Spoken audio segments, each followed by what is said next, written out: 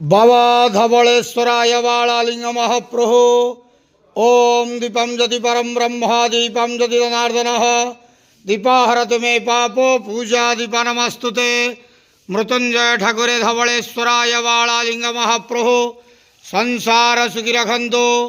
आज ज्येष्ठ मासर शुभ गुरुवार रे समस्त श्रद्धालु भक्त मान को आशीर्वाद करंतु, मनस्कामना पूर्ण करंतु, कर्मक्षेत्र उन्नति करंतु, ग्रहिष्ठ खंडन करंतु, जगतर मंगल करंतु, विश्वर कल्याण करंतु, आपणकर नाम प्रकाश करंतु, सेवकर डाक श्रवण करंतु, समस्त गुआवसा भक्त मानकर मनस्कामना पूर्ण करंतु।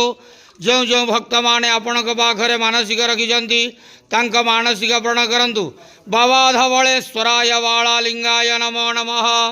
संसार सुखी रखंतु आनंदे के वार हरि बोलो।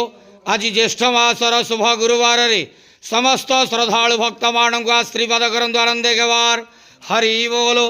बाबा धवलेश्वराय बालालिंगाय नमो नमः।